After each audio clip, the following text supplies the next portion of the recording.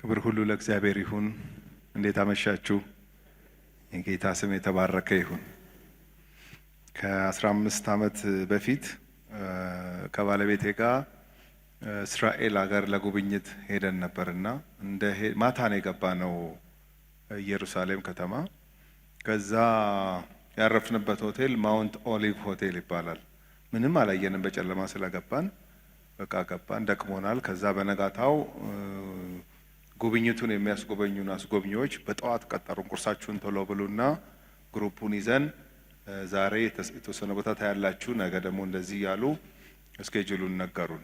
ከዛ በጠዋት ቁርሳችንን በላን። ልክ ከሆቴላችን ስንወጣ ዳገት ላይ ያለ ሆቴል ነው እና ከበሩ ስትወጡ ራሱ በቃ እንዲህ ቁልቁለት ነው ያለው እና ጀመረ አስጎብኚው ማለት ነው።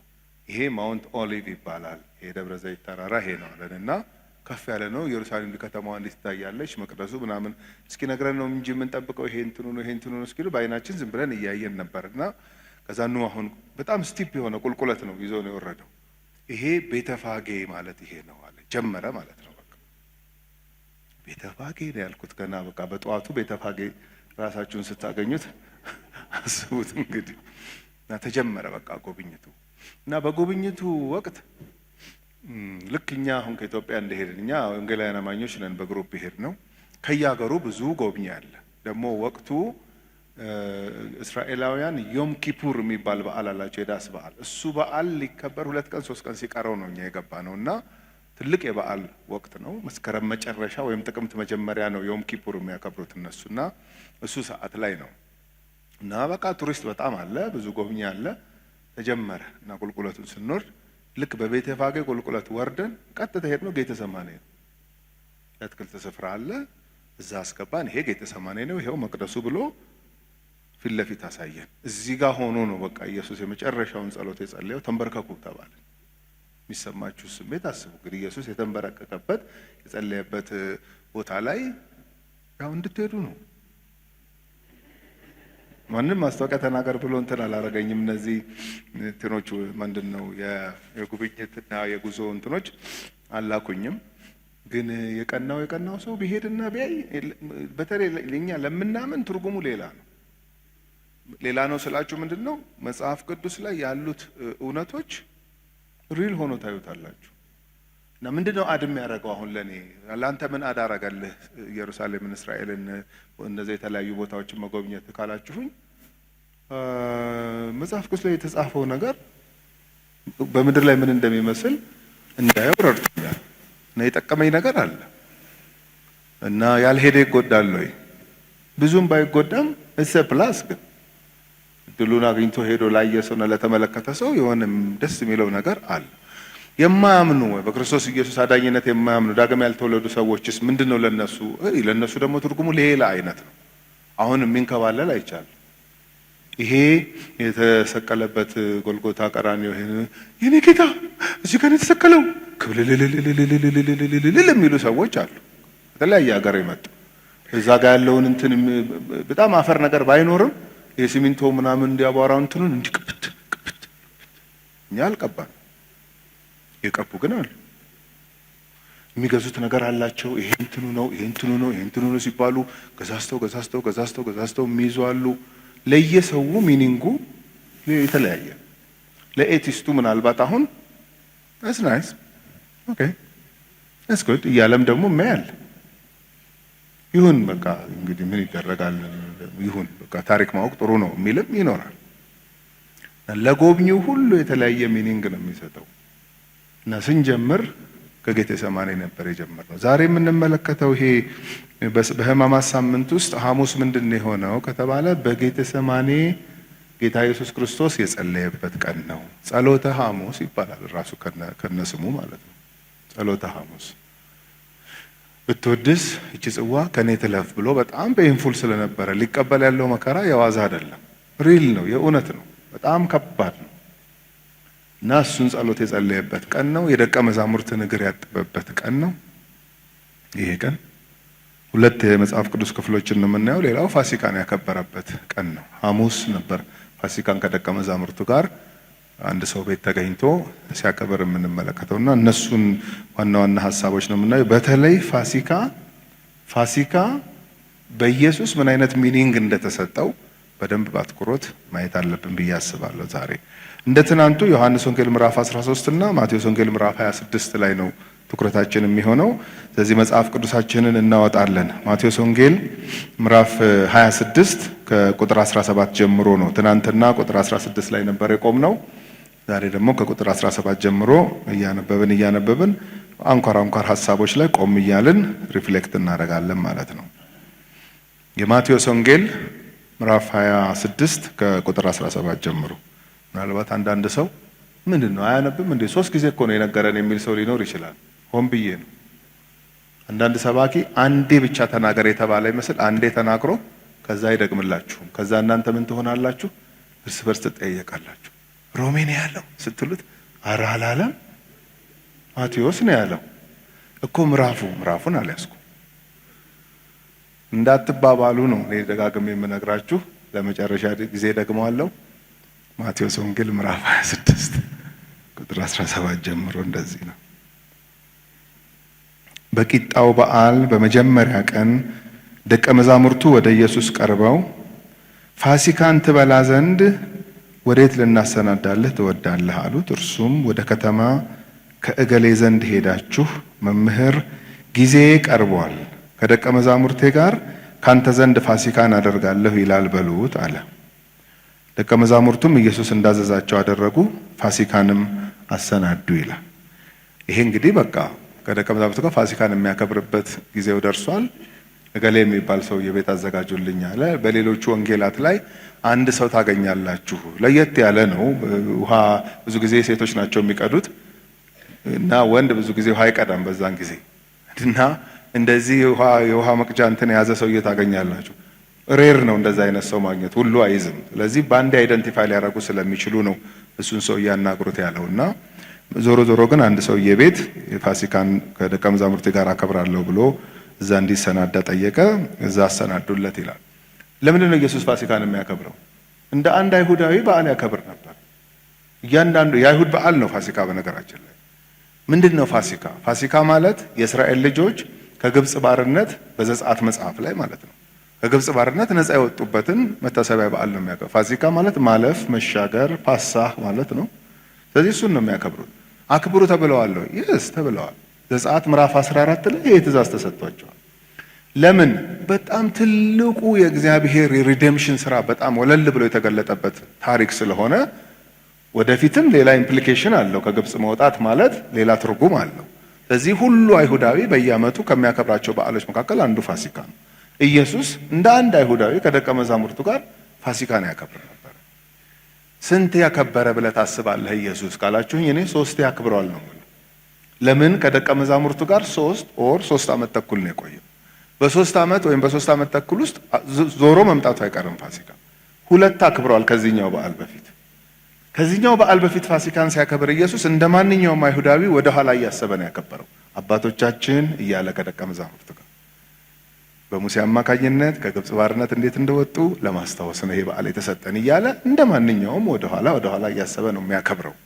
3ኛው ይለያል።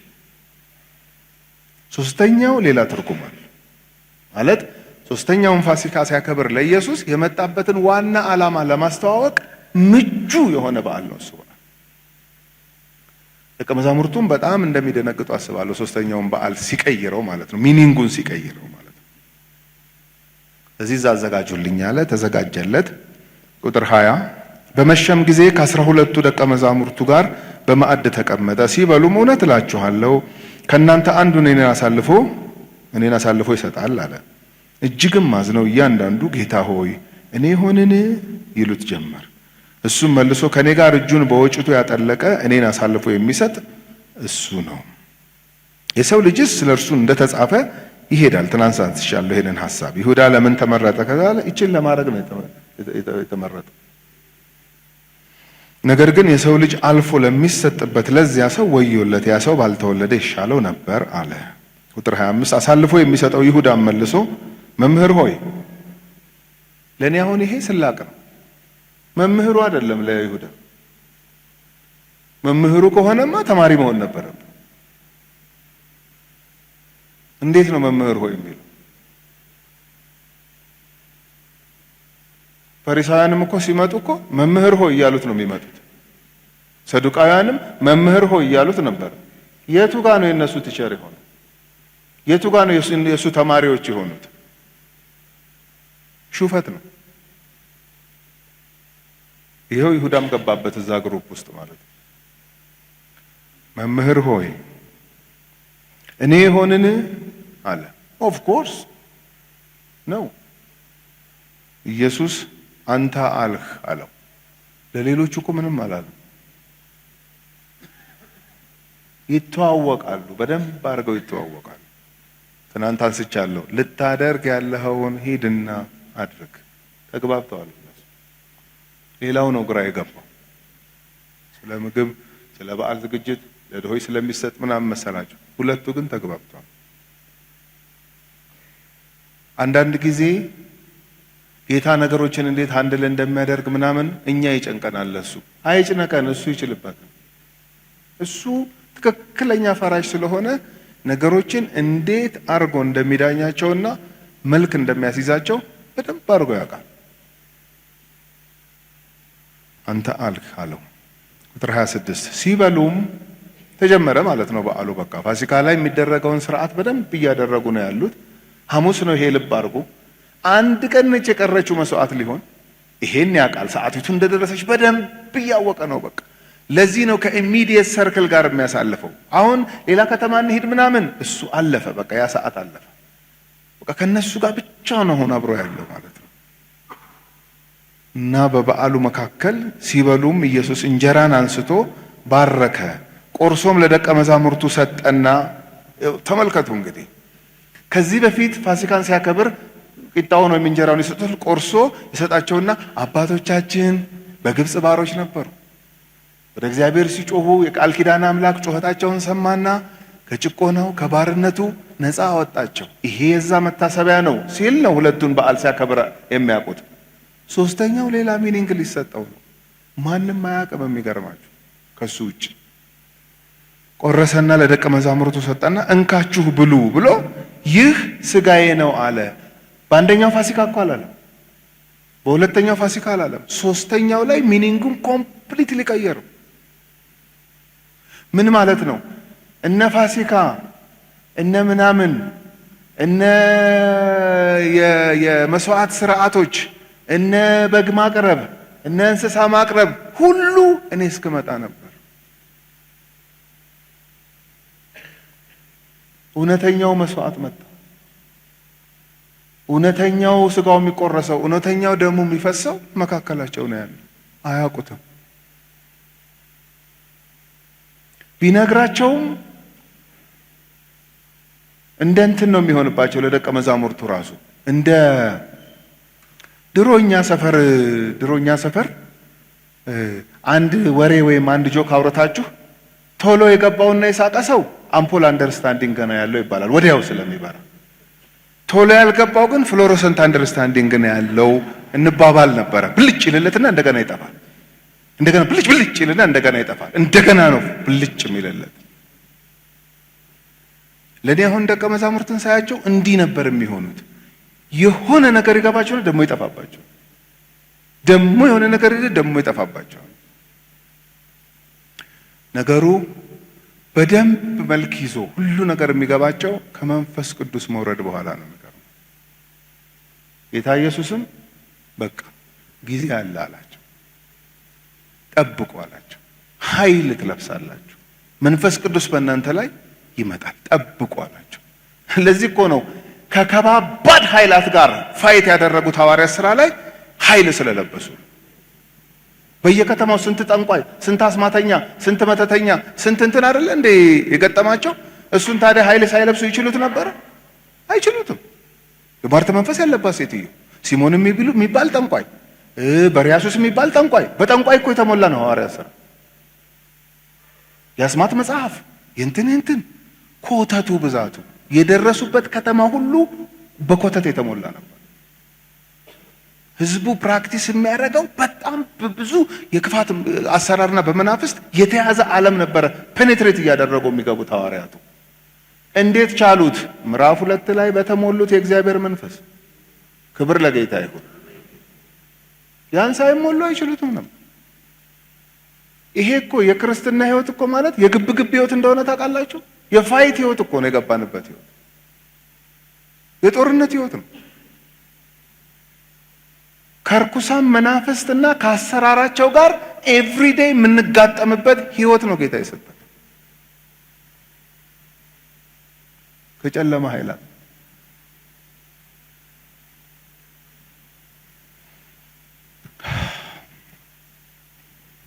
ለዚህ ነው ነገሩ በደንብ አይገባቸውም ለደቀ መዛሙርቱ። አሁን እዚህ ጋር የሚያደርገው ነገር ቀስ እያለ ነው ግጥምጥም ብሎ ሁሉ ነገር በቃ ሚኒንግፉል የሚሆንላቸው ለነሱ።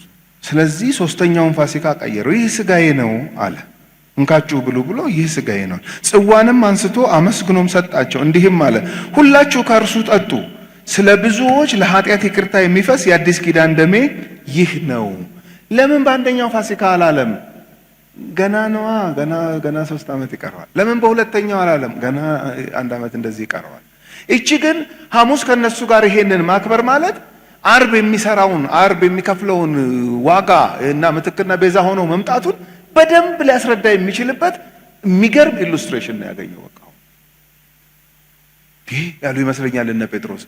ፋሲካ ተቀየረ እንዴ? የስ ፋሲካ ተቀየረ። በቃ ተቀየረ ፋሲካ። ስለናንተ የሚቆረስ ስጋዬ፣ ስለናንተ የሚፈስ ደሜ ነው። አዲስ ኪዳን አሁን ሊመሰረት ነዋል። መዓት ዓመት የፈጀው ያ የቀደመው ኪዳንስ በቃ እዛ ድረስ ነበር። አንዳንድ ቀናት ምን አይነት ቀናት እንደሆኑ ታውቃላችሁ?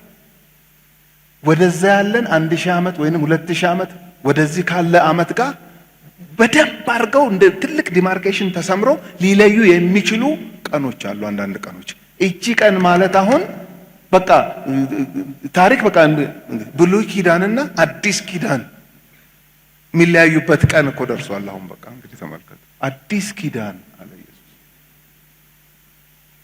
ይሄ ሲምቦል ነው ማለቱ ነው። አሁን ይሄ የምትበሉት ቆርሼ የምሰጣችሁ ቂጣ ወይም እንጀራ ነገ የሚቆረሰውን ስጋዬን ነው ሪፕሬዘንት የሚያደርገው። እንዴ እንደዚህ እኮ አልነበረም ፋሲካ። የስ እንደዚህ አልነበረም። ከዚህ በኋላ ግን እንደዚህ ነው። ኦቶሪቲውን ታያላችሁ የኢየሱስ ፋሲካን መቀየር የሚችል ኦቶሪቲ ያለው ኢየሱስ፣ ክብር ለሱ ይሁን። ማለት ይሄ ሁሉ ፋሲካ በዓል ምናምን እስካሁን ሪፕሬዘንት ያደረገው ማንን ነው? እንደ ጥላ ሆኖ አካሉ እስኪመጣ ድረስ ነበር። አዲስ ኪዳን አላቸው።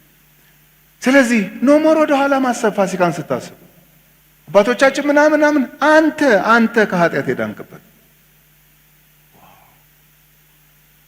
ፋሲካ ከኔ ጋር ይገናኛል እንዲሉ እኮ ነው እነ ጴጥሮስ። ይህስ ከአንተ ጋር ይገናኛል። ይሄው 2000 ዓመት አልፎ ከኔና ከእናንተ ጋር ይገናኛል። ፋሲካ ቀጥታ ማለት ነው። አዲስ ኪዳን ሆኗል። የኢየሱስ ኦቶሪቲ በጣም አስደናቂ ነው። ነገሮች ሁሉ ትክክለኛ ትርጉማቸውን የሚያገኙት ኢየሱስ ጋር ሲመጡ ነው። በቃ ትክክለኛ የመጽሐፍ ቅዱስ ተርጓሚ ማን ነው በሉኝ? ኢየሱስ ነው። እንደሱ ማለት አሁን እኮ ማለት ኦፍ ኮርስ ሌላ ማን ሊሆን ይችላል ልትሉኝ ትችላላችሁ። ግን ብዙዎች አይረዱትም ነበረ። እንደዚህ አይደለም ትክክለኛ ትርጉሙ እያለ እኮ ከፈሪሳውያን ጋር እንደተሟገተ እኮ ነው ይህንን 3 ዓመት ያሳለፈው። አላነበባችሁም ምን ይላቸዋል። አሁን አንዳንድ ቦታ ላይ እንደዚህ ተብሎ የተጻፈውን አላነበባችሁም ምን? ይሄ ማለት እንደዚህ አይደለም ትርጉሙ፣ እንደዚህ ነው ትርጉሙ እያለ ሲነግራቸው ነው የቆየው። አሁንም የፋሲካ ትክክለኛ ትርጉም አሁን ሐሙስ ዕለት ነው በቃ ትክክለኛ ሚኒንጉን ያገኘው። እና ፋሲካን ስታስቡ ወደ ኋላ አይደለም። የሚቆረሰውን ስጋዬን የሚፈሰውን ደሜን ሊገልጥልኝ የሚችል ነገር ከዚህ የተሻለ ነገር ላገኝ አልችልም አለና ፋሲካን ወደ ኋላ የነበረውን ፋሲካ ከዚህ በኋላ ወደፊት ነው አለ። አንደኛ ቆሮንቶስ ምዕራፍ 5 ቁጥር 7 ላይ ሐዋርያው ጳውሎስ ይሄንን እውነት በደንብ አድርጎ ነው የሚያስቀምጠው። ፋሲካችን ክርስቶስ ታርዷልና ግልጽ፣ በቃ ግልጽ። ኢየሱስ ያለውን የደገመው ልዩ አዲስ መገለጥ አይደለም ያመጣው። ፋሲካችን ክርስቶስ ታርዷልና። ለምንድን ነው አንደኛ ቆሮንቶስ ምዕራፍ 5 ላይ ፋሲካችን ክርስቶስ ምን አገናኘው ከኮንቴክስቱ ከላይ ጀምሮ ብትመለከቱ የአንደኛ ቆሮንቶስ ምዕራፍ 5 ኬዝ በቆሮንቶስ ቤተክርስቲያን ውስጥ የነበረ አንድ አማኝ ነኝ የሚል የቸርች አባል የነበረ ሰው አሕዛብ እንኳን የማይለማመደውን ኃጢአት ይለማመዳል። የቤተክርስቲያንም መሪዎች ወይም ሰዎች ዝም ብለውታል ያን ሰውዬ። ጳውሎስ በርቀት ሆኖ ደብዳቤ ጻፈ። እንደ ቆሮንቶስን ሲጽፍ ምዕራፍ 5 ላይ የዚህን ሰውዬ ኬዝ ስፔሲፊካሊ አነሳው። በመካከላችሁ አንድ ሰውዬ አለ አሉ። አሕዛብ እንኳን የማይሰሩትን ኃጢአት ፕራክቲስ የሚያደርግ ሰው አለ። እሱን ሰውዬ ዝም ብላችሁታል፣ አትጠቅሙትም። እንዲህ አይነት ልምምድ ውስጥ እየኖረ ክርስቲያን ነኝ ብሎ ቢኖር ዋጋ ያስከፍለዋል፣ ጥሩ አይደለም። ስለዚህ ስብሰባ እናርግ። ጳውሎስ እኮ በመንፈስ ሁሉ የሚሰበሰብ ሰው እኮ ስብሰባ ልክ እንደተሰበሰብን ይቆጠር አለ። እሺ የስብሰባው መሪ እኔ እንደሆንኩ ይቆጠር አለ። እሺ ውሳኔውን እኔ ላሳልፍ እዚህ ሰውዬ ላይ አለ። ምን ብለህ ሲባል ከመካከላችሁ ይወገድ ብዬ ልወስናል። እንዴት ሲባል እኔ ምንም ዓላማ የለኝም ለራሱ ህይወት ብዬ ነው። ከጠየቃችሁ እንኳን ምን ማለት ነው ምናምን ካለ ንገሩት። ኢንቴንሽን ለአንተ ለራስህ ብዬ ነው። ስጋህን ነው ለሰይጣን አሳልፌ የምሰጠው ነፍስህ ትድን ዘንድ ነው ይሄንን የማደርገው በሉት አለና ወዲያው ነው አሮጌውን እርሾ አስወግዱ። አያ ሰውየው እኮ ነው አሮጌውን እርሾ ማለት የኃጢአትን ሀቢቹዋሊ የሚለማመድ ሰው ያለ እዛ ቸርች ውስጥ አሮጌውን እርሾ አስወግዱ። ምክንያቱም ጥቂቷ እርሾ ሊጡ ምን ታደርገዋለች? ታቦካዋለች። እርሾን አመጣና ከፋሲካ ጋር ይገናኛል።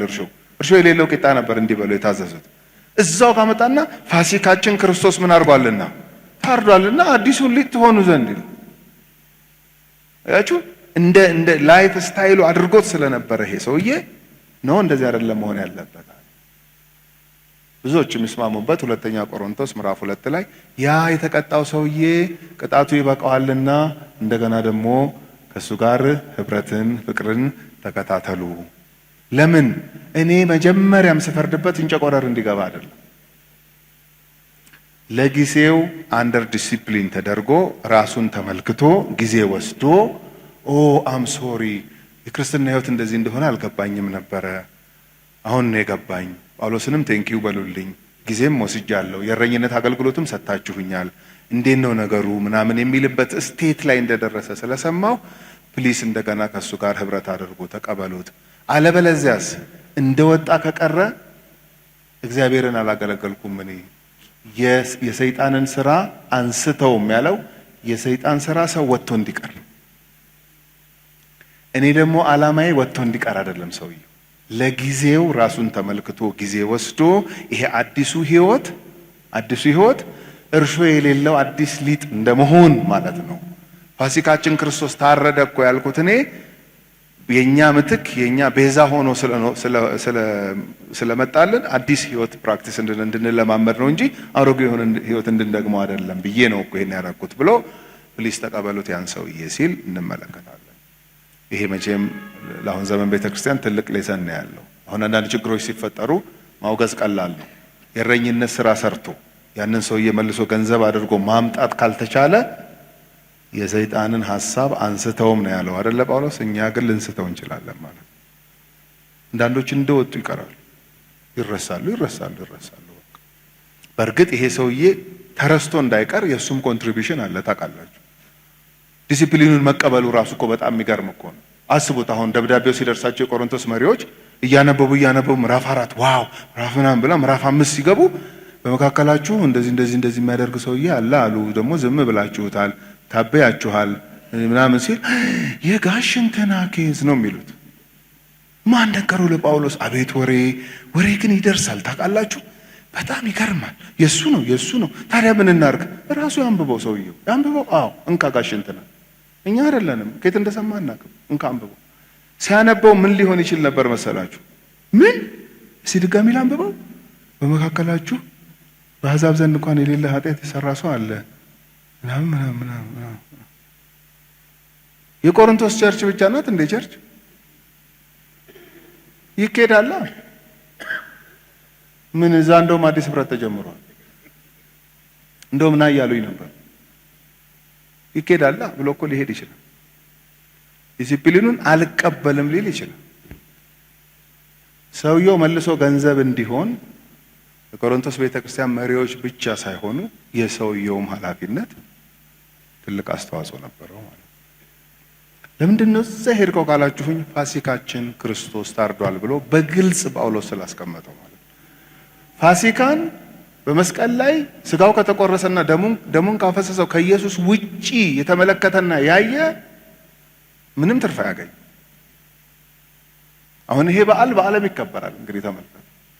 ለእኔና ለእናንተ ያለው አይነት ሚኒንግ ነው ወይ ያለው ሌሎች ጋር ያላችሁ እንደሆነ አይደለም። በምን አወቅ እንዴ? እኔ ዛሬ 32 ዓመት ነው እንግዲህ ወደ ጌታ የመጣሁትና ወንጌል የሰማሁት። ከዛ በፊት ፋሲካ አላከበርኩም? አክብሬያለሁ። ምን ነበር ለአንተ ፋሲካ ብትሉኝ ከ32 ዓመት በፊት ሌላ ነው፣ ከ32 ዓመት ወዲህ ግን ሌላ ነው ለእኔ ትርጉሙ ፋሲካ።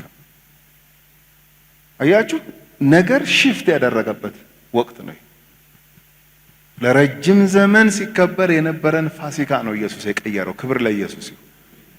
እኔ ነኝ ፋሲካ አለ። በግማ አይታረድም ከዚህ በኋላ። እኔ እኮ የኢየሱስ መስዋዕትነት እኮ አይደለም የሰው ልጆችን እንስሶች አርፈዋል። እኛ ለመብል አርደን እንበላቸዋለን እንጂ እኮ ለመስዋዕት እኮ አይቀርቡም ከዚህ በኋላ። እንስሳ ሁሉ አሳርፏል ኢየሱስ። ክብር ለሱ ይሁን። ስንቱ በግ ነው እየተቆጠተ የሚመጣው? ለፋሲካ እኮ የሚቀርብ በግ እኮ ብዛቱ፣ በዓሉ ብዙ ቀን ስለሚፈጅ ብዙ በግ ነው ከየቦታው የሚመጣው።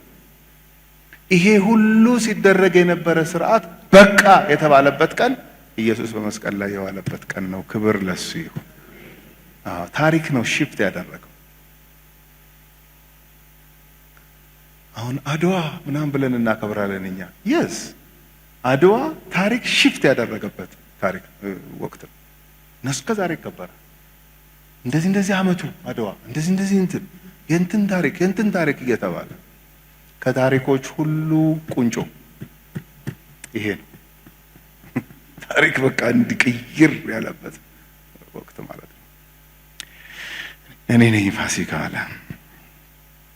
ስለ ብዙዎች ለኃጢአት ይቅርታ የሚፈስ የአዲስ ኪዳን ደሜ ይህ ነው። በቃ ኃጢአት በእግዚአብሔር ይቅርታ እንጂ የሚታጠበው ምንም ሌላ መንገድ የለውም። እግዚአብሔር ይቅር ብያለሁ ምሬያለሁ ያለበት መንገድ መስቀል ላይ ኢየሱስ የከፈለው ነው ማለት ነው። ይህንን ነበር ኢየሱስ በዚህ ቀን ያደረገው። ስለዚህ ፋሲካ እንዲህ አይነት ትርጉም እንደተሰጠው መመልከት እንችላለን። ቁጥር 30 መዝሙርም ከዘመሩ በኋላ ወደ ደብረ ዘይት ወጡ። በቃ እንግዲህ ያው ፋሲካ በዓል በዚህ ሁኔታ ተከበረ። ቅድም ያልኳችሁ ቦታ ማለት ነው ማውንት ኦሊቭ ማለት ነው ደብረ ዘይት። እንግዲህ ወደ ደብረ ዘይት መጡ፣ እቺ ከፍ ያለችው ቦታ። በዚያን ጊዜ ኢየሱስ በዚህች ሌሊት ሁላችሁ በእኔ ትሰናከላላችሁ፣ እረኛውን እመታለሁ፣ የመንጋውም በጎች ይበተናሉ የሚል ተጽፏልና ከተነሳው በኋላ ግን ወደ ገሊላ ቀድማችኋለሁ አላቸው። ደስ የሚለው ይሄ አሁን ዘካርያስ ላይ ያለው ዘካርያስ 13 ላይ ያለው ቃል እረኛውን ምታ መንጋው ይበተናል ብቻ ነው እንጂ የሚለው እረኛው ተነስቶ እንደገና መንጎቹን ይሰበስባል የሚል የለም። ስለመበተናቸው ብቻ ነው የሚናገረው። ኢየሱስ ግን ምን አይነት እረኛ እንደሆነ ተመልከቱ። የስ ይሆናል፣ ይሄ ይሆናል። እረኛው ይያዛል ወይም እረኛው ይመታል። ከዛስ እረኛ በሌለበት በግ መቅበዝበዝ ነው ስራው። የምርም ነው እኮ የተቅበዘበዙት እኮ ደቀ መዛሙርት። እረኛው ሲያዝ፣ እረኛው ሲመታ እና የእግዚአብሔር ቁጣ በሱ ላይ ሲያርፍ ተበታተኑ። አንድ ላይ እንኳን መሆን አልቻሉ። ግማሹ በር ዘጋ ገብቶ። አሁን እኛ ሎክዳውን የተጀመረው በኮቪድ ይመስለናል። ሎክዳውን የጀመሩት ደቀ መዛሙርት ናቸው። በር የዘጉት እነሱ ናቸው። ለምን በር ዘጉ? እና ገበያ ይዙሩ። እረኛውን ከያዙ በኋላ እኮ ትሬስ አድርገው ሲመጡ እኮ ማንን ነው የሚቀጥሉት? የሚይዙት ደቀ መዛሙርቱን ነው የሚይዙት። ስለዚህ ሊወጡ አይችሉም፣ ሊዞሩ አይችሉም። በር መዝጋት ብቻ ነው ያላቸው አማራጭ። በር የተዘጋው በር ውስጥ ደግሞ ቤት ውስጥ ያልነበረ ሰው የት ሄደ? ሁለቱ ደግሞ ወደ ኤማሁስ፣ የማይኬድ መንገድ ማለት እኮ ወደ ኤማሁስ መሄድ ጀመሩ። እየጠወለጉ ነበር የሚያወሩት። እረኛቸው ተይዟል፣ እረኛቸው ተመቷል። የወሬያቸው መጨረሻ ሁለቱም ሲያወሩ ምንድነው ነበረ ነው ወሬያቸው። የጠወለገ ሰው ምልክቱ ይሄ ነው። አሁንና ወደፊትን አያወራላችሁ። በትዝታ ነው በቃ የሚሰቃይ። በእኛ ጊዜ ብሎ ከጀመረ ማቆሚያ የለም። እናንተ ካላስቆማችሁት ማለት ወሬያቸው ነበረ ነው። እኔ ምልህ ይለዋል አንዱ ቀለዮጳ ነው። እኔ ምልህ ይባባል። እንደዚህ ያወራል። ይቤዠናል ብለን እኮ ተስፋ አድርጋ ነው ነበረ። ኦፍ ኮርስ ነበረ። ጉድ አረገን እንጂ ነው በቃ ወሬያቸው። እንደዚህ እኮ አድርጎ እንደዚህ ያደርገናል ብለን እኮ አስበን ነበር። አዎ ነበረ ነው በቃ ወሬያቸው። ተበታተኑ። ግን ደስ የሚለው የተመታው እረኛ የሚነሳ እረኛ፣ ክብር ለሱ ይሁን። የሚነሳ እረኛ። ለዚህ ነው ሲነሳ ወደ በጎቹ ነው ሄደው፣ አዲስ አላቋቋመም። ወደ ኤማሁስ ሄዱትን ኤማሁስ ሄዶ መለሳቸው። በር ዘግተው ደንግጠው የተቀመጡትን ማንኳኳት ሳያስፈልገው ሰላም ለእናንተ ይሁን ብሎ፣ እርጣራውን ቶማስን ግድ የለም ለአንተ ስል በሳምንቱ እመጣለሁ ብሎ፣ ያመንክ እንጂ ያላመንክ አትሁን ብሎ ለእያንዳንዱ። አሁን 7 አጋንንት ያስወጣላት ማርያም አላስችል ብሏት እሁድ ሳይነጋ በሌሊት ሄደች መቃብሩ ቦታ። ለምን? ከ7 አጋንንት መላቀቅን እሷ ናት የምታውቀው፣ ሌላው አያውቅም። 7 አይደለም 1 አጋንንት ቀላሉ እንዴ? ሰው እኮ የተደረገለትን ነው የሚያውቀው። እኔ በቃ እኔ አልችልም ማለች። በቃ የተዘጋውን በር ከፍታ ወጣች። እኔ በቃ ምን ኖርኩት አለች። በቃ ሄደች። ስትፈልግ መቃብሩ ባዶ ነው። የመጀመሪያው ዊትነስ ተመልከቱ። አሁን አንዳንድ ሰው የእህቶች አገልግሎት ግን ይላል። የእህቶች አገልግሎት ና ማቴዎስ 28 ላይ የእህቶች አገልግሎትን ታዲያ ኮስችን አድርጋ፣ ዮሐንስ 20 ላይ ኮስችን አድርጋ የእህቶችን አገልግሎት የመጀመሪያ ምስክር እሷ ናት። ክብር ለእግዚአብሔር ይሁን። ስትሄድ የለም መቃብሩ የለም። እሷ የመሰላት ምንድን ነው? ከአስከሬን አቅም ይወሰዳል ነው ያለችው። ተነስቷል አይደለም። እዛ ላይ ብላ አልደረሰችም። ይሄ ነው ፍሎረሰንት አንደርስታንዲንግ ማለት እንዴ። አሁን ተነስቷል አይደለም ያለችው። እንደው አስከሬን የማይከበርበት ሀገር ይሁን ነው ያለችው። ምን ማለት ነው? ነውር አይደለም ነው እኮ እያለች ያለችው። በቃ ወሰዱት፣ አስከሬኑን እንኳን ወሰዱት። ይገርም እንዴ! ምን ነው የሰው ልጅ አልፎ ይሰጣል፣ ይሰድቡታል፣ ይተፉበታል፣ ይሰቅሉታል፣ ይገሉታል፣ ይሞታል፣ ይቀበራል፣ በሶስተኛው ቀን ይነሳል አላለም ወይ? ደጋግሞ ነው እንጂ ያለው። ታዲያ እንዴት እሱ ጠፋባት? እንዴት አትክልተኞች ምናምን ድንገት አይተው ከሆነ ምናምን ብላ ሄዳ ትጠይቃለች እንዴ? ፍሎረሰንት እንዲህ ነው የሚሆነው። የሚገርማችሁ የአንዳንድ ነገሮች የገቡን ይመስሉናል፣ ደግሞ ይጠፉብናል። አሁን እኔ በዚህ በ32 ዓመት ያስቸገረህ ነገር ምንድን ነው በሉኝ። ጸጋ የሚባለው ነገር የሆነ ዓመት ላይ የገባኝ ይመስለኛል፣ የሚቀጥለው ላይ ደግሞ ይጠፋብኛል። እንዲህ ምንድን ነው ይሄ ጸጋ የሚሉት ነገር እላለሁ። በቃ አንድ ጊዜ በቃ ለሰው ካላወራ ሁሉ ብዬ አስቸግራለሁ። በቃ ጸጋ ማለት በ3 ይከፈላል። አንደኛ ብዬ ሁሉ አብራራለሁ። በሚቀጥለው መታችሁ ባለፈው የነገርከኝ ምኑ ጸጋ እኔ አላውቀውም ነው ብያለሁ። እንዲህ ሁሉ ልላችሁ ይችላል። ለምን በሉኝ። ይሄ ጸጋ የሚለው ተርሙ ራሱ የሰው አይደለም፣ የመነጨው ራሱ ከእግዚአብሔር ዘንድ ነው። እንዴት? የኛ ህይወት ጊቭ ኤንድ ቴክ ይባላል። ትሰጣላችሁ፣ ትቀበላላችሁ። አሁን በየመስሪያ ቤቱ ቼክ የምትፈርሙ ከሆነ፣ ፔሮል ላይ የምትፈርሙ ከሆነ፣ ደሞዝ የምትቀበሉት ላባችሁን ጠብ አድርጋችሁ እውቀታችሁን ሰጥታችሁ ነው እንጂ በባዶ ሜዳ ከቤቱ እየተጠራ ማን ነው ደሞዝ የሚቀበል? እንሰጣለን፣ እውቀታችንን፣ ላባችንን፣ ጊዜያችንን ይሰጡናል የቀጠሩን ሰዎች። ጊቭ ኤንድ ቴክ ነው የሁላችንም ህይወት ምልልስ። ይሄ ነው ስሌቱ በምድር ላይ። እግዚአብሔር ግን መዳንን በዚህ ስሌት ውስጥ አይደለም ያስቀመጠው። አወጣው፣ ከዚህ ውስጥ ጭራሽ አወጣው። ከዛ በጸጋ አደረገው። በጸጋ የሆነ ነገር፣ እንዲሁ የሆነ ነገር፣ ለማይገባው ሰው የተሰጠ ነገር እንዴት አድርጎ ነው ታዲያ በደንብ የሚገባኝ? እኔ ጸጋ የሚገባ ቢኖር የኢየሱስ ክርስቶስ እናት ማርያም አይገባትም ነበረ? ጸጋ የሞላብሽ፣ ሞገስ ያገኘሽ፣ ከሴቶች የተለየሽ፣ ማፀንሽ ፍሬ መዓት ነገር ነው ያቀረበላት መልአኩ ገብርኤል። ጸጋማ ካለ ምንም አይሆን ነገር አለ ነው ያለችው። ምን አይነት ሰላምታ ነው ያለችው ራሱ። ከዚህ በፊት እኔ ደህና አደርሽ፣ እግዚአብሔር ይመስገን፣ እንዴት አደርሽ? ደህና እግዚአብሔር፣ ወዴት እየሄድሽ ነው? እዚህ ትዬ እንትን አለ ጠይቅ በይ፣ በሰላም እንዲህ ነው የምታውቀው። አመጣና ሰምታ የማታውቃቸውን ተርሞች ሞገስ፣ ጸጋ ምናምን አንዴ ሲያሽቆደቁደው ምን አይነት ሰላምታ ነው? አረ ሰላምታ ብቻ አይደለም፣ እኔ ከዚህ በላይ ሌላ ነገር ነው ይዤ የመጣሁት። ምን?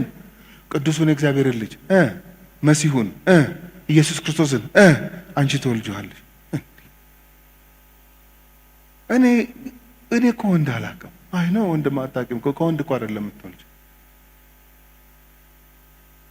ጸጋ ቢገባት ኖሮ እንዴት ትላለች? ትከራከረዋለች። ይሄ እንዴት ሊሆን ይችላል አለችው። ልክ ነው፣ ሊሆን አይችልም። የልዑል ኃይል ይጸልልልሻል፣ በዚህ ምክንያት ነው የሚሆነው፣ እግዚአብሔር ካንቺ ጋር ነው። እንደዚህ ቢላት ራሱ ምንም የሚገባ ነገር ገባኝ እኮ አይደለች ያለ። መጨረሻም እኮ የተለያዩት እኮ በቃ ገብቶኛል እኮ አይደለም።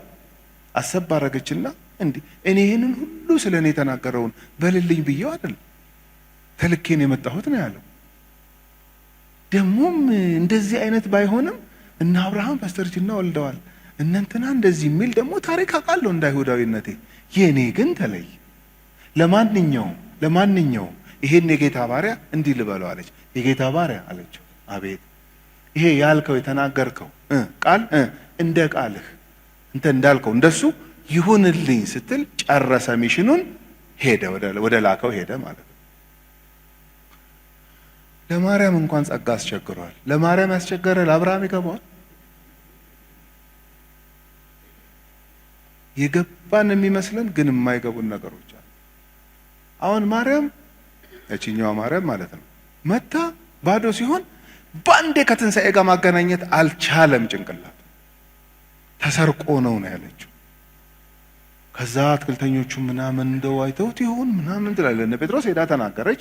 እየበረሩ መጡ፣ ገቡ፣ አዩ፣ አስከሬኑ የለም። ደግሞ የሚገርመው የተከፈነበት ጨርቁ ምናምን ፕሮፐርሊ ነው የተቀመጠው። ሌባ ሰረቀው እንኳን እንዳይሉ ሌባ ዝርክርክ ነው።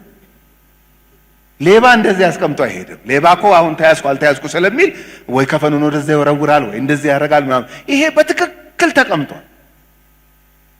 አዩና ይላል ተመልሰው ወደ ቤት ሄዱ ይላል። እንዲህ ምን አለ ከሷ ጋር እንኳን ቢቆዩ ሄዱ። እሷስ እኔ አልሄድም ማለት ለምን? እኔ ከሱ ውጪ ህይወት የለኝ። በቃ የለመድኩት ህይወት አለ፣ እዚሁ አካባቢ ሆናለሁ አለች። የተነሳው ኢየሱስ አያን ማርያም አላት። አሁን ስንት ሰው ማርያም ሊላት ይችላል? ድምፁን ታውቀዋለች። ረቡኒ አለችው። አወቀችው። ተዋወቁ። አያችሁ፣ በጎቼ ድምፄን ይሰማሉ ማለት ነው። ማንም ሰው ማርያም ሊላት ይችላል። የእሱን ድምፅ እንዴት ለየችው? መምህሬ አለችው። እዛው አካባቢ ነበረች። ላልቃሻዋ ማርያም መፍትሄው የተነሳው ኢየሱስ ነው። ለተጠራጣሪው ቶማስ መፍትሄው የተነሳው ኢየሱስ ነው። በር ዘግተው ደንግጠው ላሉት ደቀ መዛሙርት መፍትሄው ኢየሱስ ነው። ጠውልገው ለሚሄዱት ለኤማሁስ መንገደኞች መፍትሄው ኢየሱስ ነው። ኢየሱስ ላይ ከሳተ አንድ ሰው ከባድ ስህተት ነው የሚስተው።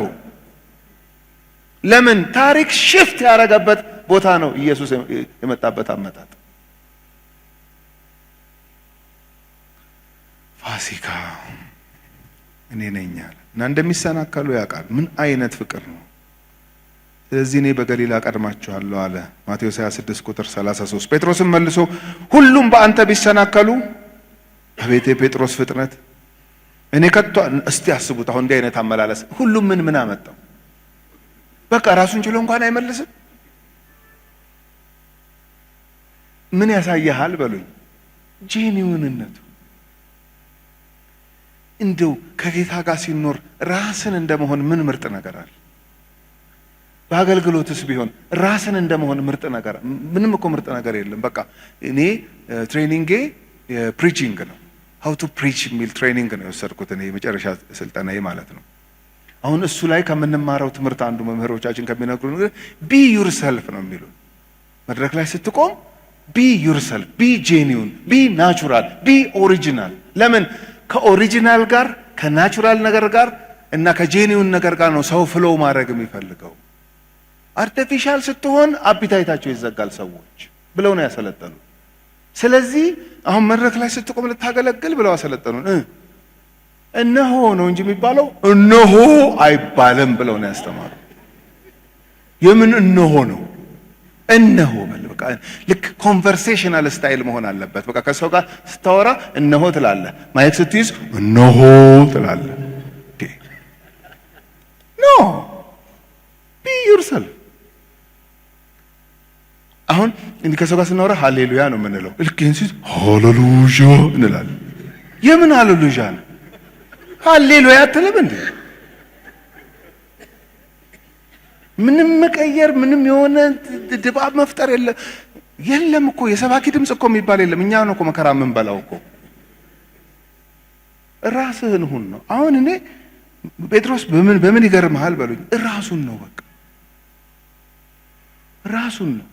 አንድም ቀን ለኢየሱስ ራስ ምታት ሆኖበት አያውቅም። የሚገርማችሁ በምን ቀን ነው የጠራሁት ባካችሁ እንዲህ አይነት ቀዥቃዣ ሰው ብሎም አያውቅም። አንድ አይነት አይደሉም ጭራሽ ደቀ መዛሙርቱ። አሁን ዮሐንስ ዝምተኛ ጭምት ምናምን ነው ስታዩት፣ ብዙ አያወራም። አሁን ዮሐንስ ራሱ ለቅርበት እኮ እሱ ነው የሚቀርበው። ለወሬስ ጴጥሮስ እንዴ ሁሉም የተጠየቁትን እኮ የሚመልሰው እሱ ነው። አሁን የሰውን ልጅ ማን ትሉታላችሁ ሲባል እሱ ነው የመለሰው። ትክክለኛው ነው የመለሰው። ይሄ ምን ያስተምርሃል በሉኝ። ቢ ዮርሰልፍ። እኛ ኮነን መከራ የምንበላውም መከራ የምናበላውም ሰው። አሁን 50 ዓመት 60 ዓመት የሆነውን ሰው አረ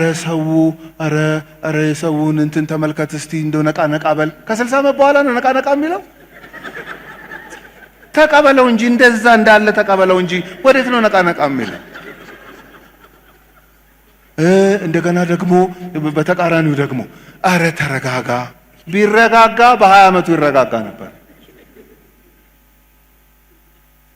የሰውን ሚስት ተመልከች፣ የሰውን ባል ተመልከት ምናምን ብለን መከራ ምን በላው እኛ ነን እንጂ ጌታ ኢየሱስ ክርስቶስ አንዱም ሄዴክ ሆኖበት አያውቅም ከደቀ መዛሙርቱ። ኢቭን ይሁዳ ራስ ምታት ሆኖበት አያውቅም ለኢየሱስ። ኢየሱስም ሚሽን አለው፣ ይሁዳም ሚሽን አለው። ፔሬድ። እኔ ሚሽኔን እፈጽማለሁ፣ አንተ ሚሽንህን ፈጽም ነው ያለው። እንደው መንገዱ ክፍት ነው ሂድ ነው ያለው እንጂ ለደቀ መዛሙርቱ ዞር ብሎ ይሄ ሰውዬ እኮ አላሰራል፣ ይሄ መሰሪ እንዲህ ስታዩት አሁን ሰው ይመስላል አይደለ?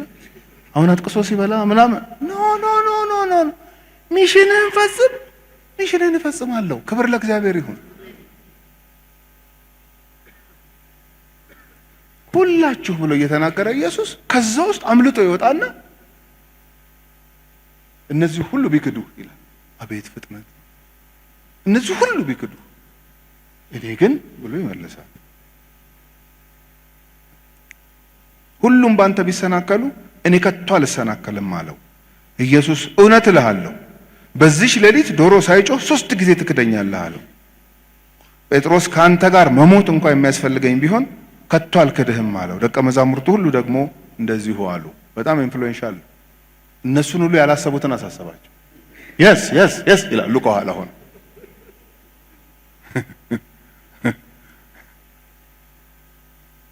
ትክደኛለህ እያሉ አልክድህም። እኔ ማውቀው እንደምትክደኝ ነው። እኔ ደግሞ ማውቀው እንደማልክድህ ነው። ኧረ ግድ የለህም እንደማመጥ። እኔ እንደምትክደኝ ነው ማውቀው። እኔ ደግሞ እንደማልክድህ ነው ማውቀው። በቃ ይታያላ እኮ ነው መጨረሻ እኮ በቃ እንትን ሊላቸው የሚችለው ይታያል። ታያ ጉዱ ታየቁ። ተመልከቱ። እንደዚህ የሆኑትን እንዲህ መጽናትና መቆም እንኳን የሚያቅታቸውን ደቀ መዛሙርት ነው የወደዳቸውን እስከ መጨረሻ ወደዳቸው። ለነዚሁ ነው እኮ ሚሽኑ የሚሰጣቸው በኋላ ለሌላ አይደለም። ምንድን ነው የሚያስተምረው ይሄ ካላችሁኝ፣ በራስህ አትተማመን። አንዳንድ ሰው አሁን በጣም ከልክ ያልፋል ራሱን ሲወቅስ። እኔ እማረባ፣ እኔ ደካማ፣ እኔ ምናምን፣ እኔ ክፉ። በጣም እንደዚህ ካበዛ አንድ ሰው በጣም በራሱ ይተማመን ነበር ማለት ነው። የሰማችሁኝ ነው? አዎ፣ በጣም በራሱ የሚተማመን ሰው ነው በጣም ራሱን ወቅሶ የማያበቃው። ምን ነው ምንድን ነው ብለህ አስበህ ነበር እንደዚህ መነሳት ያቃተ? በጣም ስለ ራሱ ልዩ እንትን ያለው ሰው መጽናናት እስኪያቅተው ድረስ ነው ልቡ የሚሰበረው። ጴጥሮስ እነዚህ ሁሉ እንትን ቢሉ ምናምን ብሎ ከልክ ያለፈ ሐዘንና ወቀሳ ውስጥ የሚገባ ሰው እንዳይመስላችሁ። አልክድህም አለ። እሺ እናያለን አለ። ትዕግስቱ ራሱ ይገርመኛል። ኢየሱስ ቀያፋ ቤት ግቢ ገብቶ ኢየሱስ ዮሐንስ ጴጥሮስ ኢየሱስ ሆነው ሊገቡ ሲሉ ፍርዱን ውሳኔ ሊሰማ ኢየሱስ እዛ በምሽት ቀያፋ ግቢ ሲገቡ በረኛይቱ ይላል ሴት ነች መሰለኝ በር ላይ የምትጠብቀው ጋርዷ ዮሐንስና ኢየሱስ አስገብታ ጴጥሮስን መለሰችው። ከዛ ዮሐንስ ነው መጥቶ ከኛ ጋር እኮ ነው ይግባ ብለው አስፈቀደለት። ገባ። ውስጥ ግን አትገባም ተባለ። ዮሐንስና ኢየሱስ ውስጥ ገቡ። ጴጥሮስ ግቢ ውስጥ ነው ያለው። ሌሊት ነው፣ ይበርዳል፣ እሳት ይሞቃል። እቺ ቃል ትፈጸም ዘንድ ማለት ግቢ ውስጥ እሳት እየሞቀ መጡና ጠየቁት። አንተ የገሊላ ሰው ነህ? ከሱ ጋር አሁን ሊፈረድበት ከገባው ሰው ጋር ነህ ሲሉት አላውቀውም አለ። ጀመረ አንድ ማለት ደግሞ ቦታ ቀይሮ እንደዚሁ ደግሞ አንተ የዚህ ግቢ ሰው አይሰማም እንዴ? አላውቀውም አልኩኝ እኮ። ሁለት እንደገና ሶስተኛ አንተ ከሱ ጋር አላውቀውም ሲል ኢየሱስ ተፈርዶበት ሲወጣ ዶሮ ኩኩሉ ሲል ግጥምጥም አይልም። ዶሮ ለምንድን ነው ኩኩሉ የሚለው? ለጋ ነው። በቃ ተነሱ፣ እንቅልፍ ይበቃችኋል። ዶሮ አሁንም ኩኩሉ የሚለው ተነሱ ነው። ዶሮ ኩኩሉ በቃ ሚድናይት አለፈ። አሁን ወደሌላኛው ወደዛኛው ቀን ነው የሚቆጠረው ራሱ። ተነሱ ሳይል አንተ ሶስት ያለው ደስ የሚለው ነገር ሶስቴ ክዶ ዶሮ ጮሆ ኤቭሪቲንግ ተገጣጥሞ ኢየሱስ ሲወጣ አይቶት እኔ ምረባ ሰው አይደለሁም ብሎ ከግቢ ወጣ አይደለም የሚለው፣ አለቀሰ ነው የሚለው። እውነተኛ ሐዘን ለንስሐ የሚያበቃው ይሄ ለጸጸት የሚያበቃው ሐዘን ደቁሶ አይደለም የሚጥላችሁ። ታዝናላችሁ፣ ግን ደግሞ ትጽናናላችሁ፣ ግን ደግሞ እንደገና ትነቃላችሁ። አለቀ። በጣም በራሱ የሚተማመን ሰው ምልክቱን አሁንም ደግሜ ልንገራችሁ፣ ከልክ ያልፋል። ራሱን ሲወቅስ ከልክ ያልፋል። በቃ ማረባነኝ ምናምን ብሎ እንትን ሲያለ ድካሙን የሚያውቅ በጌታ የሚመካ ሰው ግን ይወድቃል፣ ደግሞ ይነሳል። ክብር ለእግዚአብሔር ይሁን። ይኸው ጴጥሮስ ሰው ሆነ እንዴ! ከሁሉም እኮ ተለይቶ ሚሽኑ እንደውም ስፔሲፊካሊ እኮ የተሰጠው ለማን ነው? ለጴጥሮስ ነው። ጌታ እንደ ሰው አይደለም። በእውነት ጌታ በጣም መልካም አምላክ ነው። በቃ የሰውን ማንነት በደንብ የሚረዳ በደንብ የሚያውቅ ጌታ ነው። እንደዚህ ነበረ በዚህ ምሽት እንግዲህ ያሳለፉት። ከዛ ቁጥር 36 በዛን ጊዜ ኢየሱስ ከነርሱ ጋር ጌቴሰማኔ ወደምትባል ስፍራ መጣ። እንዳልኳችሁ ከደብረ ዘይት ቁልቁለቱን በቤተ ፋጌ ወርዶ ነው ጌቴሰማኔ ያለችው። ወደ ጌቴሰማኔ ወደምትባል ስፍራ መጣ። ደቀ መዛሙርቱንም ወዲያ ሄጄ ስጸልይ ሳለ በዚህ ተቀመጡ አላቸው። ጴጥሮስንም ሁለቱንም የዘብዴዎስን ልጆች ወስዶ ሊያዝን ሊተክዝም ጀመረ። ነፍሴ እስከ ሞት ድረስ እጅግ አዘነች፣ በዚህ ቆዩ፣ ከኔም ጋር ትጉ አላቸው። ጥቂትም ወደፊት እልፍ ብሎ በፊቱ ወደቀና ሲጸልይ አባቴ ቢቻልስ ይህች ጽዋ ከኔ ትለፍ። እቺ የምን ጽዋ እንደሆነ ብዙ አይነት ጽዋ አለ መጽሐፍ ቅዱስ ውስጥ። እቺ የፍርድ ጽዋ ትባላለች። የምኑ ፍርድ? በኃጢአተኞች ላይ እግዚአብሔር የሚያመጣው የቁጣ ፍርድ ማለት ነው። እሷ ናት እቺ ጽዋ። የሰው ልጆች ላይ በኃጢአታቸው ምክንያት የምታወርድባቸውን ቁጣ፣ የቁጣ ፍርድ ማለት ነው። እሷን የግድ እኔ ነኝ መጠጣት ያለብኝ። ቅድም ሚሊ ሲናገር ነበረ። ሌላ መዳኛ መንገድ የለም ማለት ነው። ሌላ ነገር አይደለም ይሄ ጸሎት።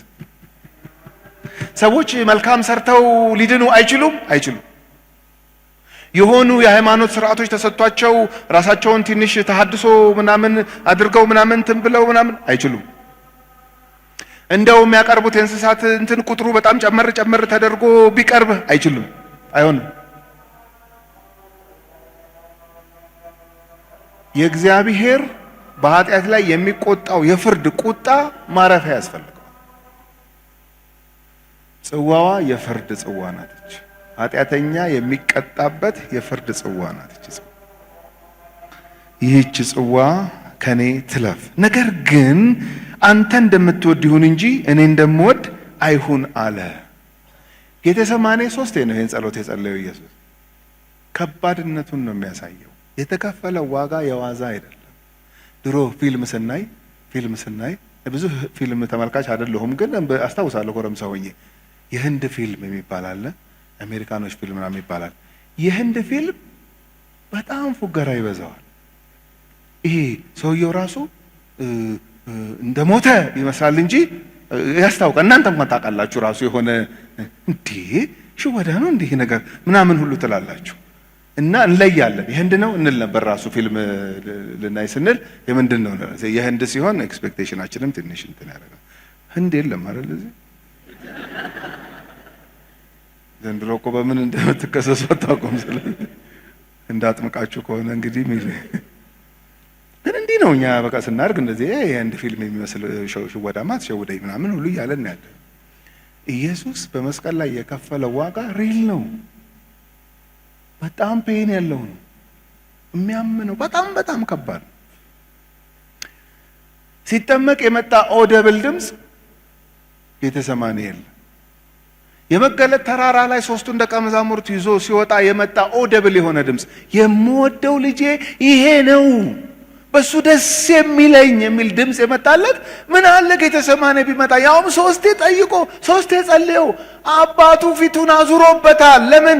የሁላችንን በደል የሁላችንን ኃጢአት እሱ ላይ ነው ያስቀመጠው። ጌቴሰማኒ የሚለውን ቃል ሳጠና ከሁለት የሂብሩ ወርድ የተጣመረ ነው የሚል ነገር አነበብኩኝ። ምን ማለት ነው ሲባል ዘይት ደብረ ዘይት አይደለ ተራራው፣ ከዛ አይደለ ማውንት ኦሊቭ፣ ዘይት ፕሬስ የሚደረግበት የሚጨመቅበት ማለት ነው። ዘይትን ፕሬስ አድርጎ የወይራን እንትን ዘይት እንደዚህ ፕሬስ አድርጋችሁ ከዛ ዘይት እንዲወጣ ማድረግ ነው ሚኒንጉ። አደቀቀው አይደለም የሚለው ኢሳይያስ 53 እያደቀቀው። ታዲያ እንዴት ነው ብትወደስ እቺ ጽዋ ከኔ ትለፍ እንዴት ነው የምታልፈው? ይሄ እኮ ማለት እኛ አንተርፍም ማለት ነው። ዕብራውያን ምዕራፍ 12 ቁጥር 2 እና 3 ላይ ታችኋል። በፊቱ ስላለው ደስታ በመስቀል ታግሱ ይላል። ምንድነው በመስቀል ውስጥ ከታለፈ በኋላ በፊቱ ያለው ደስታ? የኔና የናንተ መዳን። አንድ ሰው ንስሐ ሲገባ በሰማይ ምንድነው? ታላቅ ደስታ ነው የሚሆነው። ስለዚህ አባቱ ፊቱን አዙሮበታል። ሁለተኛ ጸለየ። ደግሞ ጸሎቱ የሚቀርበው ብትወድስ እቺ ጽዋ ከኔ ትለፍ ይልና ያንተ ፈቃድ እንጂ የኔ ፈቃድ ግን።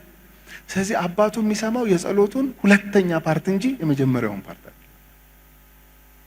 የሚገርም ጸሎት ነው። ብትወድስ እቺ ጽዋ ከኔ ትለፍ ግን ያንተ ፈቃድ እንጂ የኔ ፈቃድ አይሁን። ዝም። ሶስተኛ ብትወድስ እቺ ጽዋ ከኔ ትለፍ ግን ያንተ ፈቃድ እንጂ የኔ ፈቃድ አይሁን። አሁን የአባቱ ፈቃድ እንደሆነ በደንብ ያውቃል። በቃ የተቆረጠ ነገር እንደሆነ ሰዓቲቱ ደርሳለች፣ ኑ ተነስተን እንሂድ አለ። በቃ ምትክ ለመሆን ቤዛ ለመሆን። ጌቴሰማኒ የአትክልት ቦታ ነው። የመጀመሪያው አዳም የአትክልት ቦታ ነው የሳት። ሁለተኛው አዳም አትክልት ቦታ ላይ አባቱን ታዘዘ። ክብር ለእግዚአብሔር ይሁን። አንደኛ ቆሮንቶስ ምዕራፍ 5 ማነው? ሁለተኛ ቆሮንቶስ ምዕራፍ 5 ሮሜ ምዕራፍ 5 በአንድ ሰው አለመታዘዝ ኃጢአት ወደ ዓለም ገባ፣ በአንድ ሰው መታዘዝ ጽድቅ ወደ ዓለም ገባ። የመጀመሪያው አዳም አንደኛ ቆሮንቶስ ምዕራፍ 15 የመጀመሪያው አዳም እንደዚህ አድርጎ ሳተ። ሁለተኛው አዳም አትክልት ቦታ የመጀመሪያው አዳም እግዚአብሔርን አልታዘዝም አለ። በአትክልት ቦታ ሁለተኛው አዳም። ክብር ለእግዚአብሔር ይሁን።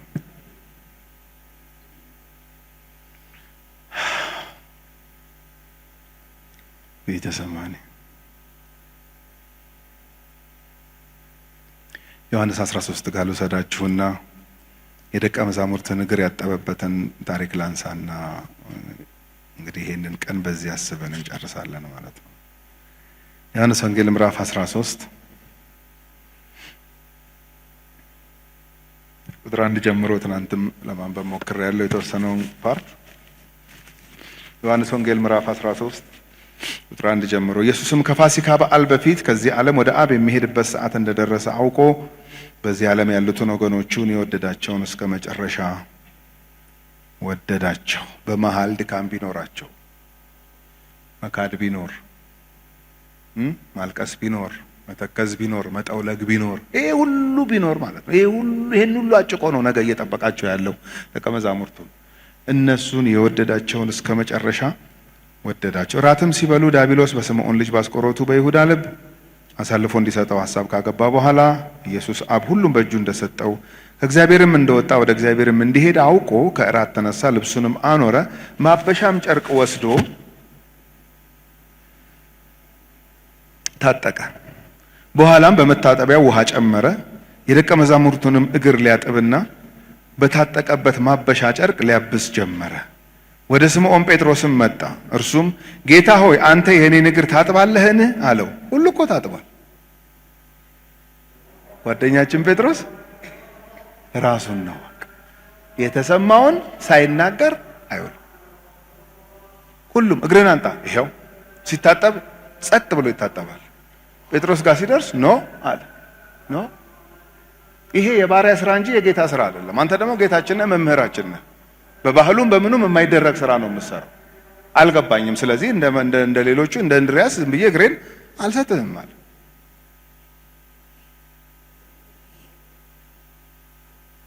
ጌታ ሆይ አንተ የኔን እግር ታጥባለህን? አለው። ኢየሱስም መልሶ እኔ የማደርገውን አንተ አሁን አታውቅም፣ ፍሎሮሰንት፣ በኋላ ግን ታስታውሰዋለህ አለው። ታስተውለዋለህ። በኋላ ማለት መቼ ነው? ከመንፈስ ቅዱስ መውረድ በኋላ። ጴጥሮስም የኔን እግር ለዘላለም አታጥብም አለው። ለዘላለም ምን አመጣው? በቃ ራሱን ነው እሱ። አያችሁ፣ ራሱን ነው በቃ።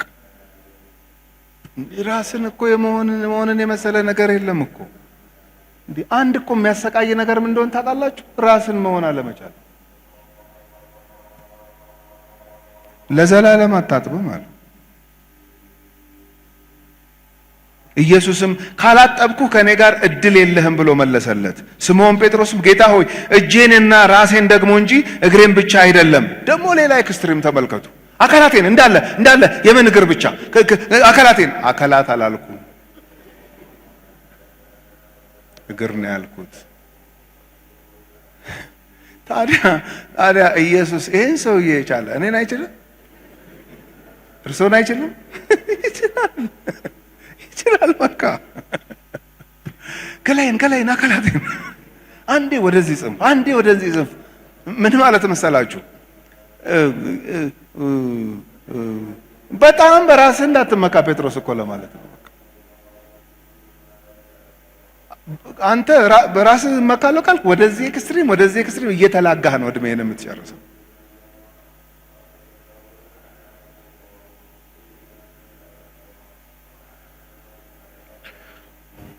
በቃ እጄንም እግሬንም ምናምን ሲል ኢየሱስም የታጠበ እግሩን ከመታጠብ በቀር ሌላ አያስፈልገውም፣ ሁለንተናው ግን ንጹህ ነው። አያችሁ፣ የታጠበ ማለት ያስተማርኳችሁን ትምህርት ገንዘቡ ያደረገ። በኢየሱስ ትምህርት ነው መታጠብ ማለት፣ መንጻት ማለት። ሁለንተናው ግን ንጹህ ነውና እናንተም ንጹሃን ናችኋልና ከነገርኳችሁ ቃል የተነሳ ብሎ በሌላም ክፍል ነግሯቸዋል። ነገር ግን ሁላችሁ አይደላችሁም አለው። አያችሁ፣ ይሁዳም አለ እዛ መካከል ላይ ገና አልወጣም እኮ፣ ሲመሽ ነው እኮ የሚወጣው እሱ እንትን ብሎ። ነገር ግን ሁላችሁ አይደላችሁም አለው። አሳልፎ የሚሰጠውን ያውቅ ነበርና ስለዚህ ሁላችሁ ንጹሃን አይደላችሁም አለ።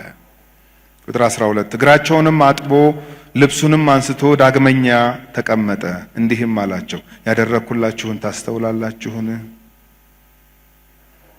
እናንተ መምህርና ጌታ ትሉኛላችሁ፣ እንዲሁ ነኝና መልካም ትላላችሁ።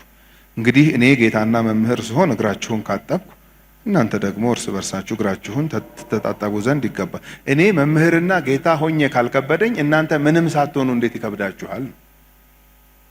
መምህርና ጌታ ብትሆኑማ ሰው ትጨርሱ ነበር። ሳትሆኑ እኔ ሆኜ ካደረግኩት ምንም ሳትሆኑ አንድ አይነት ሆናችሁ ሊከብዳችሁ አይገባም። እኔ ሜምበር በሆንኩባት በመሰረተ ክርስቶስ ቤተክርስቲያን በዲኖሚኔሽናችን ለረጅም ጊዜ የጌታን እራት ከወሰድን በኋላ ሁልጊዜ እግር መተጣጠብ ነበረ። አስታውሳ በደንብ እግር ስንተጣጠብ ጌታ እራት ካለ እግር መተጣጠባል። ከጊዜ በኋላ ግን አይመችም ተባለ።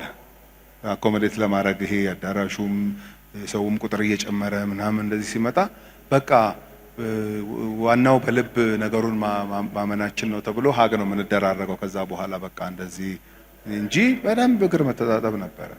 ሊትራሊ ተወስዶ ማለት ነው። ይሄ እዚህ ጋር ያለው እንግዲህ ሜኖናይቶቹ እንደዛ ስለነበረ የሚተረጉሙት ማለት ነው።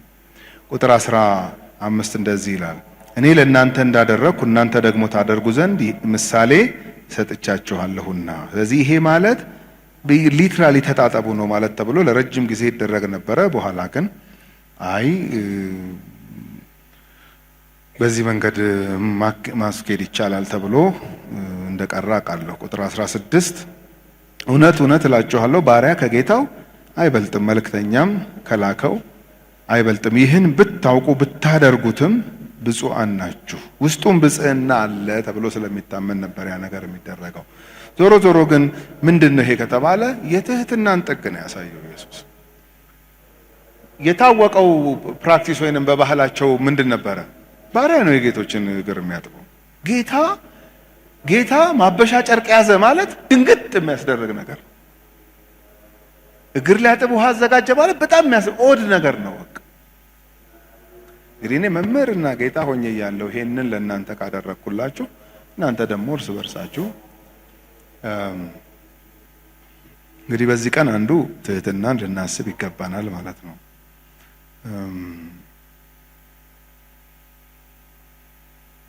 መጽሐፍ ቅዱስ ላይ ያሉት የጌታ ኢየሱስ ክርስቶስ ትምህርቶችና ትእዛዛት እንዴት ነው ትክክለኛ ሚኒንጋቸውን ልናቅ የምንችለው ብለህ ታስባለህ ካላችሁኝ የምረዳውን ልንገራችሁ። የኛ የመጀመሪያ የቤት ስራ አርግ አታርግ ምናምን የሚለው አይደለም። እሱ ምንድን ያደርጋልን ነው። ሪስፖንድ ነው የምናደርገው እኛ ለተሰጠን ጸጋ ለተደረገልን ነገር። ለምሳሌ አሁን ይሄ እኔ እንደዚህ እንዳደረግኩ ብሎ ነው የተናገረው። እናንተም ደግሞ ካረገ በኋላ ማለት ነው።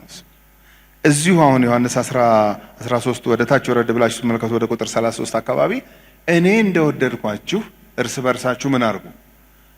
አሁን እኛ ቶሎ ጭንቅላታችን የሚያስበው እርስ በርሳችሁ ተዋደዱ የሚለውን ነው። ከእርስ በርሳችሁ ተዋደዱ በፊት እኮ ግን እኔ እንደወደድኳችሁ የሚል ይቀድማል።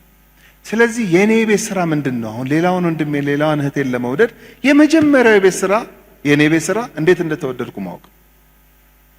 እሱን ሳላቅ ከየት አባቴ አምጥቼ ነው የምወዳችሁ? አልችልም። በምን አቅሜ? ሌላውን ለመውደድ እንዴት እንደተወደዱ ማወቅ ይቀድማል። አሁን ስለ ይቅርታ ሲያስተምር እነ ጴጥሮስን ጌታ ኢየሱስ ክርስቶስ እናንተ ይቅርታ ለማድረግ ጨጓራ ያቃጥላል፣ ለጨጓራ እንኳን ስትል ይቅርታ ማድረግ አለብን።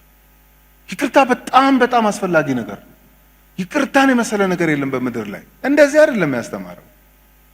እኔ ይቅር እንዳልኳችሁ እርስ በርሳችሁ መጀመሪያ እኔ እንዴት ነው ይቅር የተባልኩት የሚለውን ነው የማወቅ የቤት ስራ ያለ። እሱ ደግሞ ባንዴ ይገባል ወይ? አይገባም። እያጠፋው ይቅርታ ሲያደርግልኝ የቀደመውንም ኃጢአቴን ይቅርታ አድርጎልኝ እንደተቀበለኝ ሲገባኝ የቆምኩት ራሱ ይቅርታ የሚባል ስቴጅ ላይ ስለሆነ ግልጽ ነው። እኔ ራሴ የቆምኩት፣ እኔ ራሴ ኤግዚስት ያደረኩት፣ እኔ ራሴ የምመላለሰው፣ እኔ ራሴ የምገባው፣ የምወጣው፣ ወደፊትንም ተስፋ የማደርገው እግዚአብሔር ይቅርታ የሚባል ስቴጅ ላይ ነው የቆምኩት ራሱ። ይሄን ባረሳው መጠን ይቅርታ ተራራ አይሆንብኝ። ለምን? ማንም ሰው እኔ እግዚአብሔርን ከበደልኩት በላይ ሊበድለኝ አይችልም። ይቅርታ የሚባል ስቴጅ ላይ ቆሞ ከተናነቀው አንድ ሰው የቆመበትን ስቴጅ አያውቀውም ማለት ነው። ስለዚህ አሁን እኔ ባለቤቴን ለመውደድ የቅርቦቼን ልጥራ ብዬ ነው ልጆቼን ለመውደድ እንዴት አባት አድርጌ ነው የምወዳቸው? እንዴት እኔ አቃተኝ? እንዴት ነው የምወዳቸው? በቃ ይመጣ ይምጣ ልውደዳቸው ብዬ ተነስቼ አይደለም ልወዳቸው የምችለው።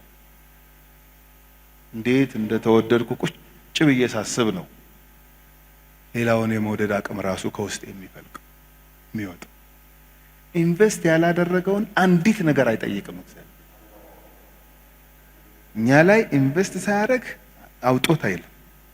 ኢንቨስት ያደረገውን ግን አትጠራጠሩ ኤክስፔክት ያደርጋል፣ ይጠይቃል።